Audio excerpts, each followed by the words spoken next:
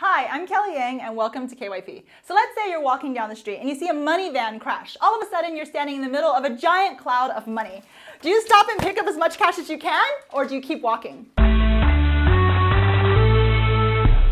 To answer the question of should you pick up the lost bank money, we have to first look at the concept of lost property and what that means. Now here at KYP we have a lot of students, and kids being kids, they lose stuff. We found lost pens, hoodies, and one time a kid even lost one of his shoes. How do you lose one of your shoes? We put all this stuff in our lost and found box where the pens and things just sit and wait and wait and wait for their owners to come back. A lot of times though, the owners don't come back and another kid discovers the pen and says, "Cool, can I have it?" And whenever this happens, I go, do I let the kid take the lost pen, or do I keep it in the lost and found, where it may stay for years and years, maybe even forever, feeling sad and lonely and never getting used? The answer depends on whether you believe in an age-old concept called finders, keepers, losers, sweepers. It's the idea that if you lose something, it's no longer yours. We're talking calculators, rings, and even legs. In 2004, a man named John Wood got into a plane accident and had to have his leg amputated. He then mummified his old leg, put it somewhere, and then forgot about it. Years passed. One day, this other guy, Shannon Wisnand, buys John's old barbecue.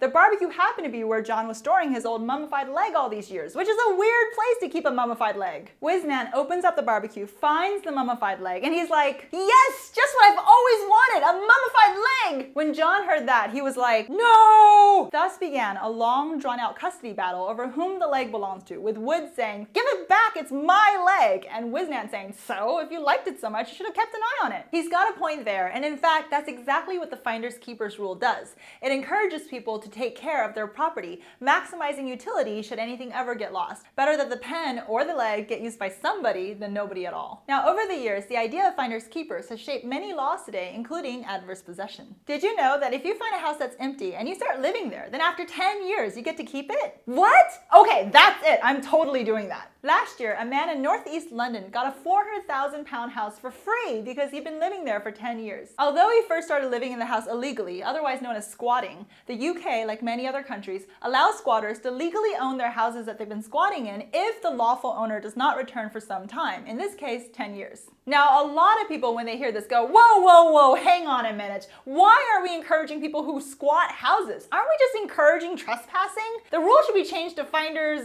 nothingers. Which brings us back to the lost money on the street. Last year, on Christmas Eve here in Hong Kong, a large money transport van accidentally crashed onto a busy street, and $15 million spilled onto the streets of Wan Chai. That's $15 million cash! The people on the road were like, yes, this is the best Christmas ever! Many immediately went and grabbed the money. Now, if we use the principle of finders keepers, then couldn't we make the argument that the money van lost the money and the people found the money? Says the people who took the cash. Says the rest of Hong Kong. When the rest of Hong Kong heard what happened, they thought two things. The first was, darn, why couldn't I have been there? I missed everything. This followed by, give it back, people. Stop stuffing in your pants. The money's not yours. But is it though? We've all found lost cash before. Okay, maybe not $15 million, but you know, $10 here, $20 there. One time I found $50 just lying on the side of the curb. When I found it, I was like this. And if it's okay to keep $10 or $15, then why is it not okay to keep $1 million? And what if the $20 you find leads to $1 million? Recently in California, a man found $20 on the street. He then used his $20 to buy a lottery ticket. Amazingly, he won, and he got $1 million. When he found out that he won, he was like this. But whoever lost $20 was probably like, dude, that's my $1 million. What do you think about finders keepers? Do you agree with it, or do you think it's outdated? What would you do if you walked into a cloud of lost money? Be honest now. Send us your thoughts and comments. Until next time, I'm Kelly Yang, and thanks for watching KYP. Hey guys, respond to us with a video of your own. Paste the URL in the comments below. If we like your video, we'll put it up on our channel.